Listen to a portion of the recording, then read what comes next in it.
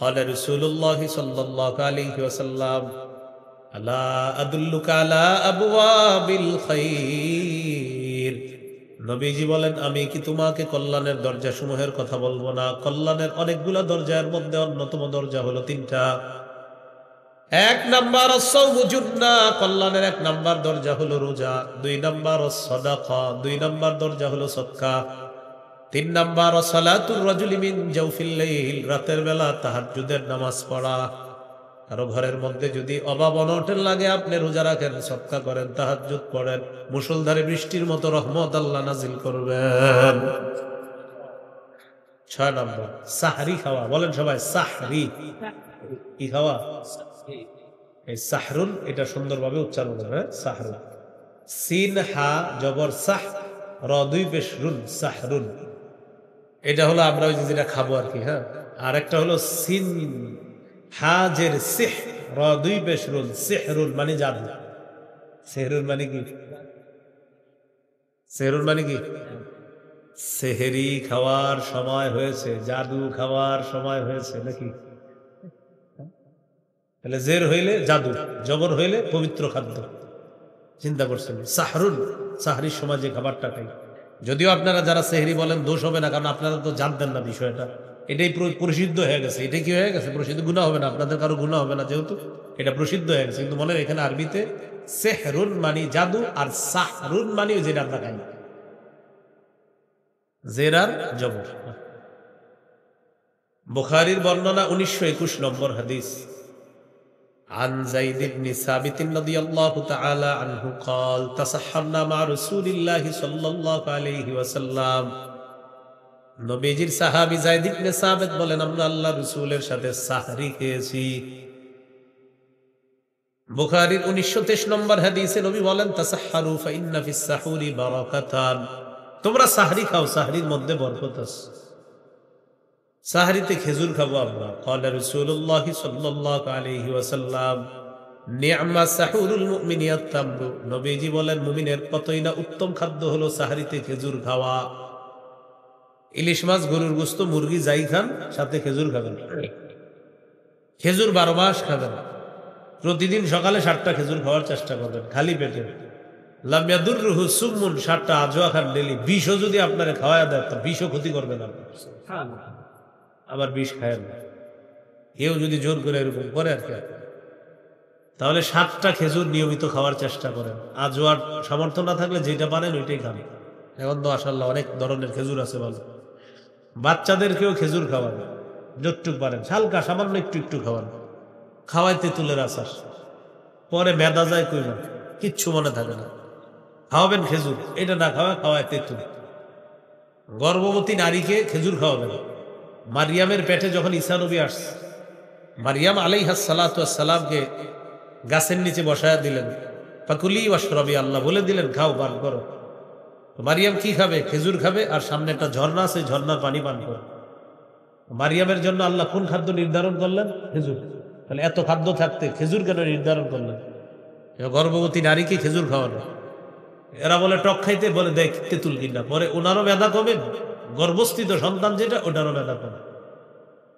তাহলে খেজুর খেতে হবে। আল্লাহ আমাদেরকে বোঝার তৌফিক দান করেন।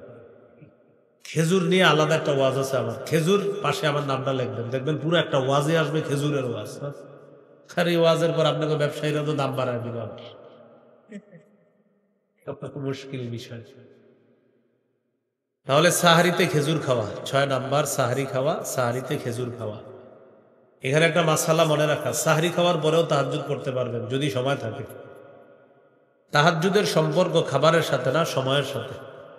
আপনি যদি সাহারি খাওয়ার পরে ঘড়িতে তাকায় দেখেন এখনো 20-30 মিনিট বাকি আছে, তখনও আপনি তাহাজ্জুদ পড়তে পারবেন।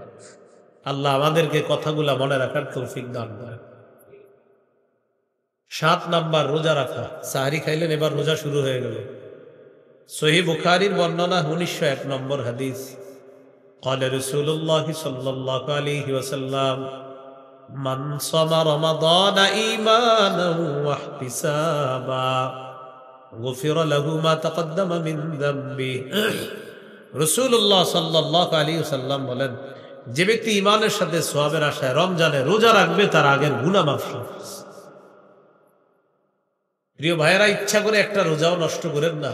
তিরমিজির 723 নম্বর হাদিস, নবীজি বলেন একটা রোজা যদি কেউ ইচ্ছাকৃতভাবে নষ্ট করে, সে সারা জীবনও যদি রোজার কাফফারা করে তাও একটা রোজার ঘাটতি পূরণ হবে না। একটা রোজা আল্লাহর কাছে এত দাম। যদিও শরীয়তের একটা আইন হলো কাফফারা 60টা রোজা রাখা, কিন্তু নবীজি বলেন এটা একটা আইন তোমার জন্য, পানিশমেন্ট রাখলা, কিন্তু সারা জীবনও যদি তুমি একটা বদলতে রোজা রাখো, সে এক রোজার কাফফারা হবে। অথচ আমাদের সমাজের 17-18 বছর 21 বছরের শিশুরা রোজা রাখতেছে না, 10টা রাখে, 5টা 7টা রাখে না। মা ডাক দেয় না সাহারির সময়, কেন? স্বাস্থ্য নষ্ট হবে। 18 বছরের শিশু, বাচ্চা মানুষ, 21 বছরের বাচ্চা, স্বাস্থ্য নষ্ট হবে, এই কারণে ডাক দেয় না। আল্লাহ আমাদেরকে হেফাজত করেন। তিরমিজির বর্ণনা 614 নম্বর হাদিস,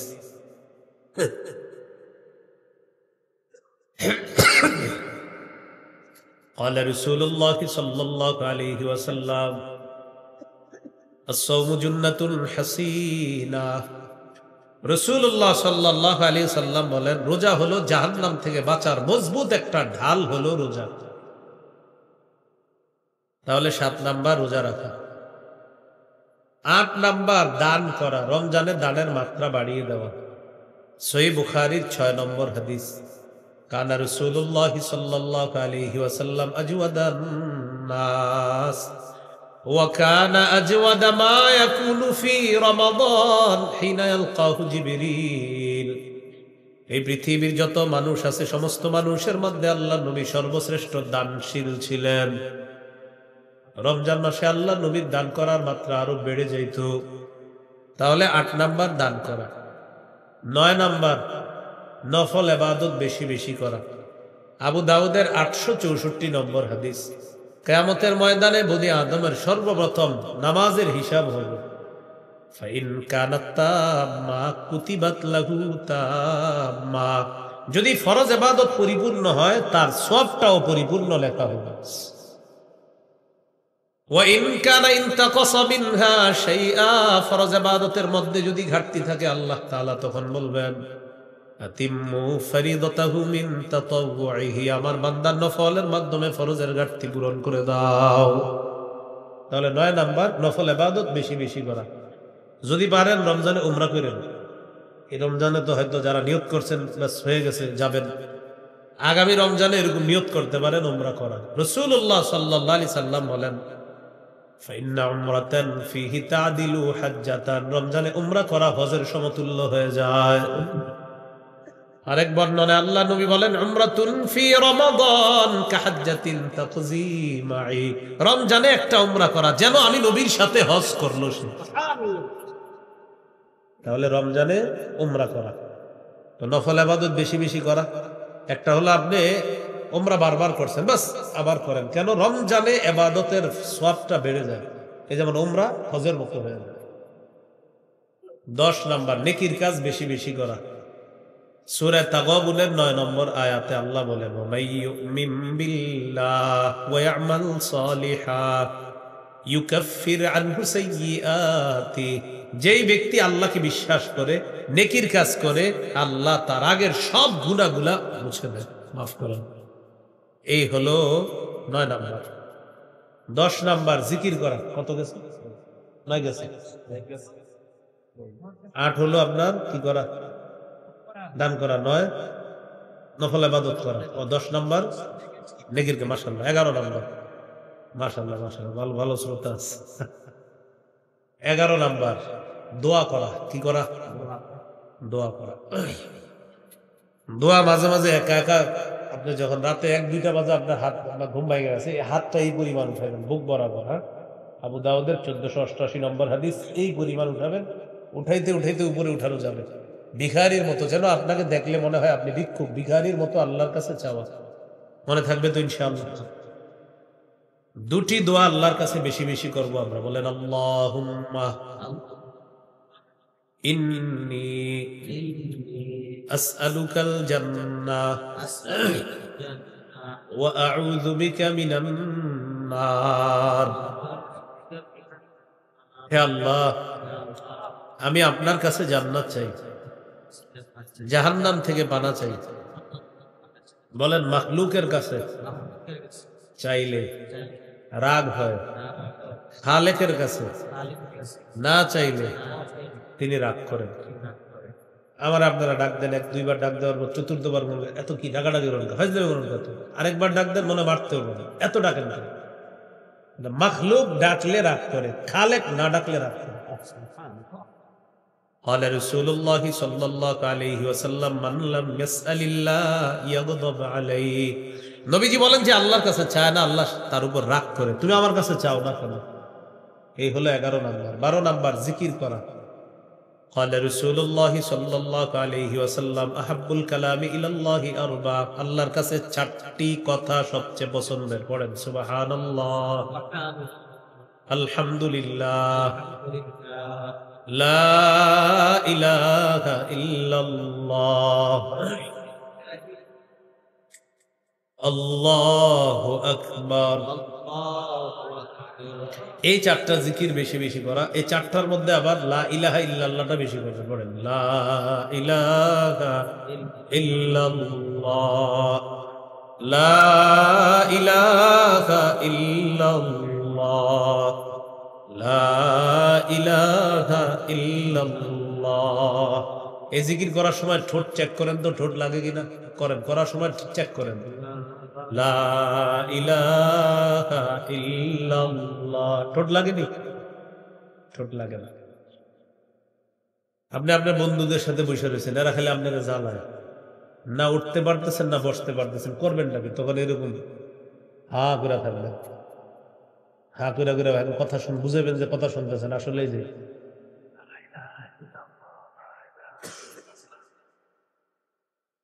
অধানিসিতে চুপচাপ।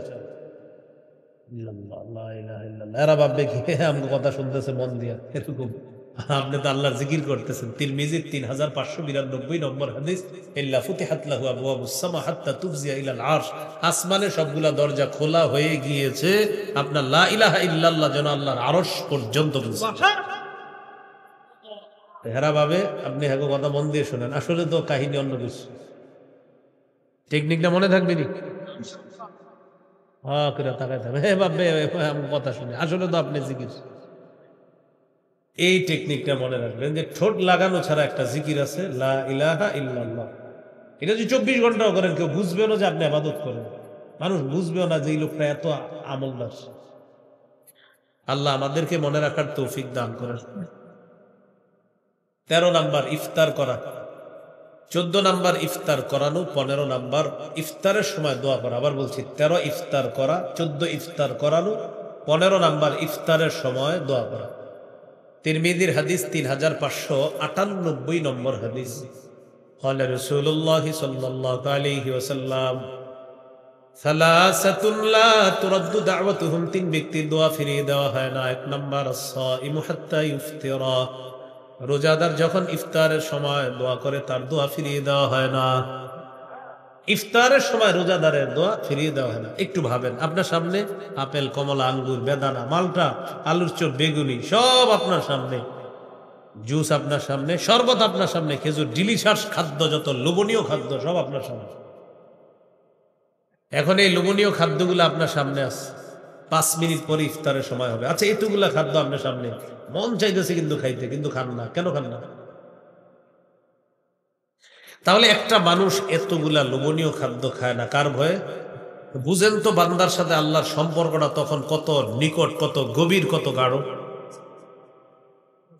যে আমার রবের হুকুম নাই তাই খাই না, অথচ মন চাইতেছে খাইতে, না না না খাবো না, রবের হুকুম নেই। ওই মুহূর্তে দোয়া করেন কবুল। তাহলে 1 নাম্বার রোজাদার যখন দোয়া করে কবুল ইফতারের সময়। 2 নাম্বার ওয়াল ইমামুল আদিল, ন্যায়পরায়ণ শাসক, পুরুষ ন্যায়পরায়ণ শাসক। পুরুষ, পুরুষ কি শাসক? 3 বার বলেন, পুরুষ শাসক। আবার বলেন, আবার বলেন। ইফতারের সময় দোয়া করবেন, বলেন হে আল্লাহ, কিয়ামতের আগে বাংলাদেশে আর যেন কোন নারী শাসক না হয়। কি না হয়? সবাই বলেন কেন? আরো জোরে বলেন। قال رسول الله صلى الله عليه وسلم লা ইউফলিহা কওমুন ওয়াল্লাউ আমরাহুম ইমরাআতান, নবীজি বলেন ওই জাতি কিছুতেই সফল হবে না যেই জাতি তাদের নেতৃত্বে কোনো নারীকে বসায়া দেয়। এরপরে যদি আপনি চান যে না আগামীতে আবার নারী চাই, লাগবে না এইভাবে, আগামীতেও নারী শাসক চাই, কেননা আমি সারা জীবন হতভাগা থাকতে চাই, এরকম লিখে দিলেন।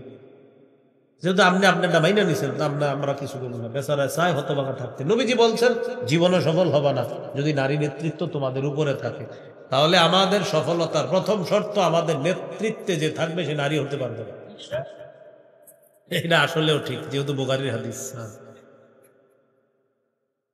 3 নাম্বার, দাওয়াতুল মাজলুম, মাজলুমের দোয়া ফিরিয়ে দেয় না। তাহলে এই 3 জনের দোয়া আল্লাহ ফিরিয়ে দেয় না। 16 নাম্বার, রমজানের শেষ দশকে ইতিকাফ করা। সহিহ বুখারী 2033 নম্বর হাদিস। কানা রাসূলুল্লাহ সাল্লাল্লাহু আলাইহি ওয়াসাল্লাম ইয়াতাকিফু ফিল আশরিল আওয়াখির মিন রমাদান। রাসূলুল্লাহ সাল্লাল্লাহু আলাইহি ওয়াসাল্লাম রমজানের শেষ দশকে ইতিকাফ করতেন, শেষ দশকে ইতিকাফ করতেন।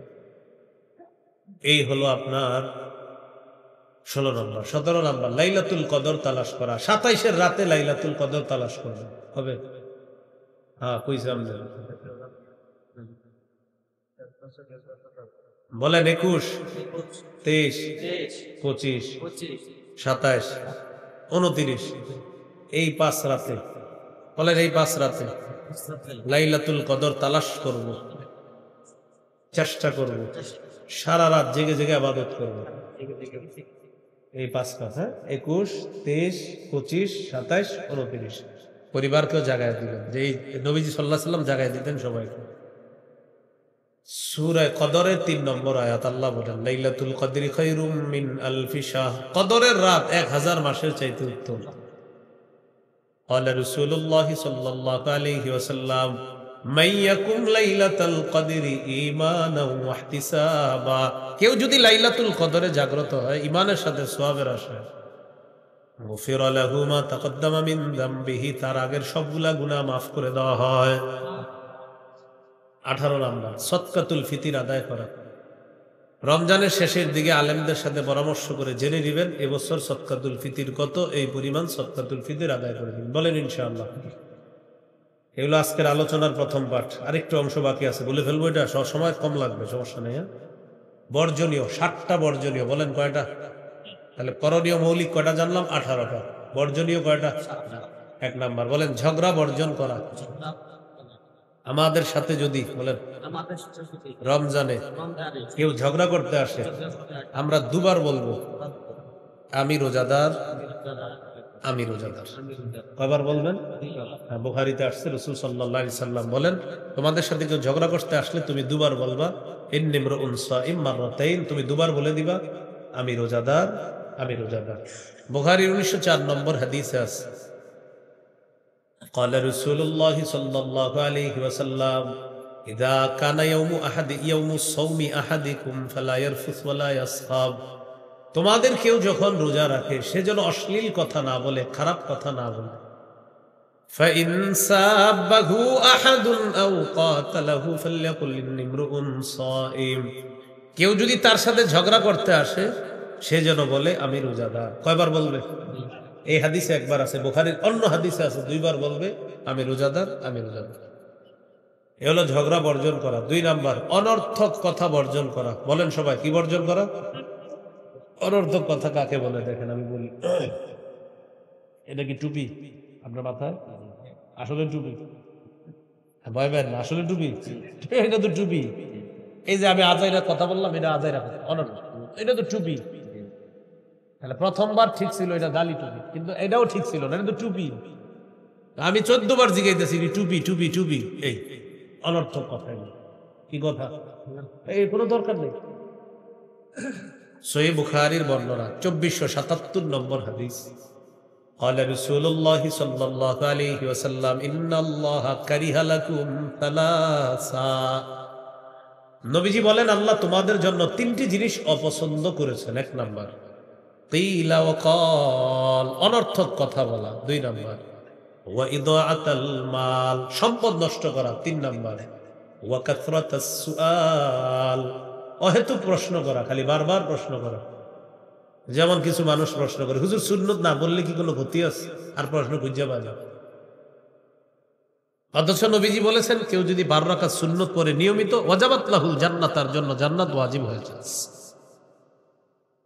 আর 2 নাম্বার অনর্থক কথা বর্জন করা। 3 নাম্বার মিথ্যা বর্জন করা। বলি সবাই বলেন, মিথ্যা কথা সমস্ত পাপের মা। ভাই, সমস্ত পাপের মায়ের নাম কি? বুখারীর বর্ণনা 1903 নম্বর হাদিস। ক্বালা রাসূলুল্লাহ সাল্লাল্লাহু আলাইহি ওয়াসাল্লাম, মান লাম ইয়াদা ক্বাওলা যুরি ওয়াল আমালা বিহি ফালাইসা লিল্লাহি হাজাতুন ফি আইয়াদা তাআমাহু ওয়া শারাবা। কোন ব্যক্তি যদি রোজা রাখা মিথ্যা কথা বলে, তার না খাওয়া আর পানি পান না করার মধ্যে আল্লাহর কাছে কোনো গুরুত্ব নাই, যদি মিথ্যা ছাড়তে না পারে। রোজা রেখে জুতা কিনতে গেছেন, ঈদের সময় তো জুতা কিনে অনেকে, বা যেটাই কিনে, ভাই জুতা কত? 1400, 1200 দিই, আল্লাহর কসম কিনে আছে 1300। যদি আসলে 1300 হয় তাহলে সত্য কথা, কিন্তু আপনি খোঁজ নিয়ে জানলেন এটা কিনছে 500 করে। কত করে? তাহলে কইছে কত? 1300। তাহলে 500 থেকে 1300 হইতে আরো কত লাগে? 800 টাকা। মিছা কথা। বুখারীর বর্ণনা আসছে, কিয়ামতের ময়দানে 5 জন দাগী আসামির একজন হবে যে মিথ্যা শপথ করে পণ্য বিক্রি করে। 5 জন দাগী আসামির একজন মিথ্যা শপথ করে। এই যে তরমুজ, রমজানের শেষের দশকে আপনার গরম পড়তে পারে না, খুব বেশি গরম। কিছু মানুষ এখন তরমুজ স্টক করে রাখছে, ওরা তরমুজগুলা সাপ্লাই করবে। ঠিক রমজানের 10 দিন বাকি থাকতে দেখবেন হঠাৎ তরমুজে পুরা বাজার ছেয়ে যাবে। এত তরমুজ করতে গেছে, এমন এমন শপথ করবে আপনার সাথে যেটা আপনি জন্মের পরেও শুনেননি। তো এগুলা না করা, মিথ্যা কথা না বলা, এই হলো 3 নাম্বার। 4 নাম্বার গীবত বর্জন করা। বলি সবাই, এটা একটা বাংলা বলবো, বাংলাটা লিখি ইনশাল্লাহ ঘরে ঘরে টানায় রাখবেন। বলেন, আমল ধ্বংসের নীরব ঘাতক গীবত। বলেন বলেন সবাই, আমল ধ্বংসের গীবত। আবার আমল ধ্বংসের নীরব ঘাতক গীবত। আপনি আর আপনার স্ত্রী বৈশা কথা বলতেছেন, আরেকজনের গীবত করতেছেন, জানেন না দুইজনের আমল গুলা আস্তে সাপ্লাই হয়ে যাচ্ছে আরেকজনের। তাহলে আমল ধ্বংসের নীরব ঘাতক গীবত, এটা সুন্দর করে লেমনিটিং করে ঘরে টানায় রাখবেন। প্রতিদিন দেখবেন আর এইভাবে বের হবেন, মুখটা তালা মারবেন, গীবত করা যাবে। আল্লাহ আমাদেরকে হেফাজত করে। আমাদের সমাজের পার্সোনাল মজলিস গুলা ভালো ভালো কথা দিয়ে শুরু হয়, গীবত দিয়ে শেষ হয়, ঠিক না? সুন্দর সুন্দর মজলিস গুলা বসছি, মনে করেন কারোর সাথে বসছি, বসার পরে বলবে, ও কে আসছিল গত বছর এই জায়গায় বক্তা, ওকে আলোচনা করো, মাশাআল্লাহ ভালো, সব ঠিক আছে, আচ্ছা, আর কয়েন না, অত আবার ভালো কয়েন না, শেষের দিকে যা করছে শুরু হয়ে গেছে। প্রথমে কিন্তু 10 মিনিট কইছে ভালো ভালো ভালো আলোচনাগুলা শুরু হয়, গীবতের মাধ্যমে শেষ হয়। সুন্দরভাবে মনে রাখার জন্য মনে রাখতে পারেন, ঘি ভাত দিয়ে শুরু হয়, গীবত দিয়ে শেষ হয়। বুঝলেন নাকি? ঘি ভাত ভালো জিনিস, ঘিও ভালো, ভাতও ভালো। ঘি ভাত দিয়ে শুরু হয়, গীবত দিয়ে শেষ হয়। ঘি ভাত, গীবত। তো ঘি ভাত, ঘ আর একটা গ, তো ঘি ভাত গীবত।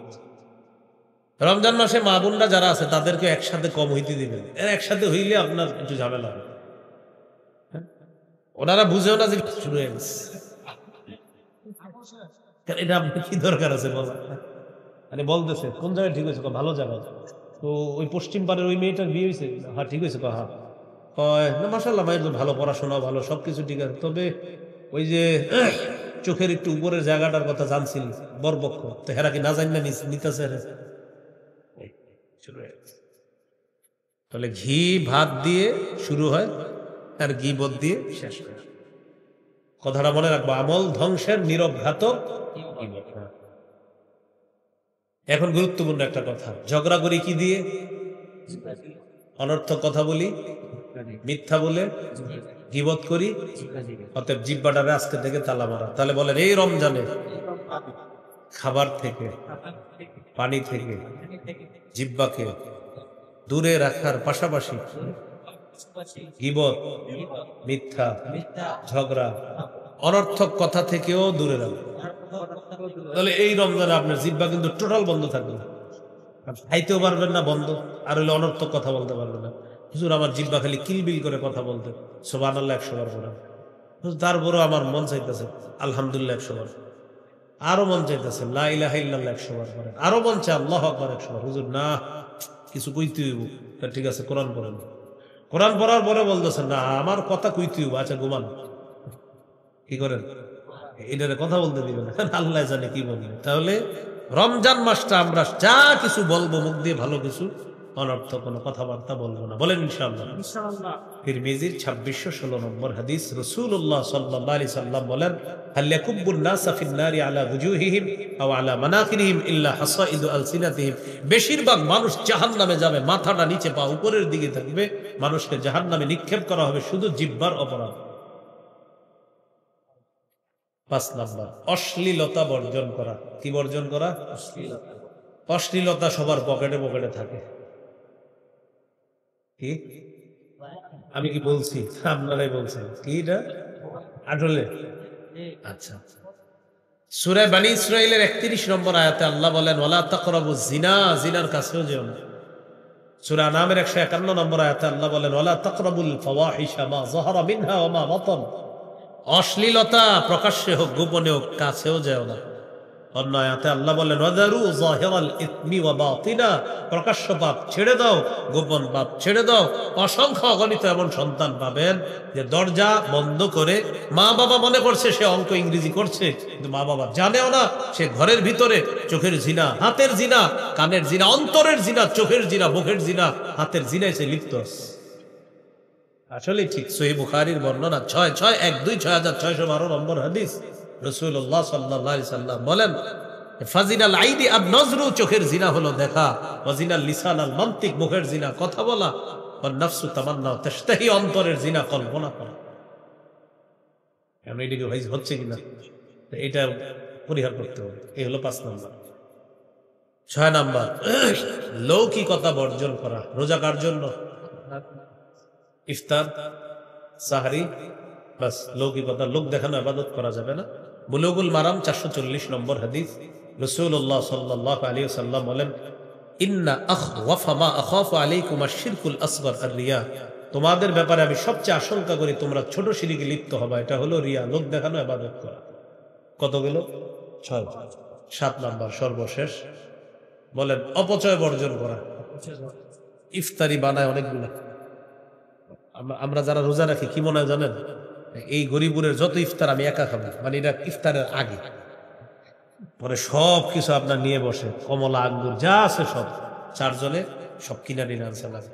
2 জনে বলে এতগুলা বানাইস না, খাইতে পারবি না। তোরা না পারলে আমি আছি। বানানোর পরে হজরতে যখন বিসমিল্লাহ বইলা শরবতটা খায়, খেজুর খায়, তোরা খা। আপনার এতগুলো ইফতার কে বানাইতে বলছে বলেন?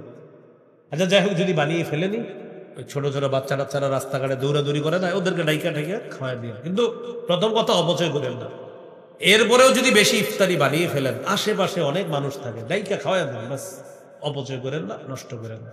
তাহলে হলো 7 নাম্বার, অপচয় করা যাবে না। সর্বশেষ কথা আপনাদের উদ্দেশ্যে, এটা আমার সাথে সবাই আমরা বলি, বলেন আমাদের ইফতার যেন আমাদের মাগরিব ছুটে যাওয়ার কারণ না হয়। সুন্দর হয় না কথাটা? আবার বলেন, আমাদের ইফতার যেন মাগরিবের জামাত ছুটে যাওয়ার কারণ না হয়।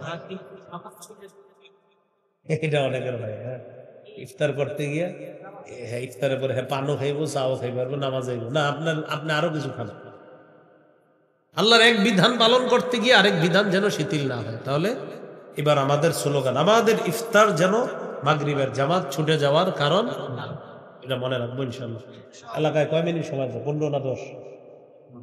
শহরেও 15 মিনিটই দেয়, 10, 12, 15 মিনিট। তো ইফতার আপনার ওই 10 মিনিট, আবার 9-10 মিনিট হয়ে যায়, আলহামদুলিল্লাহ, অতক্ষণ লাগেও না।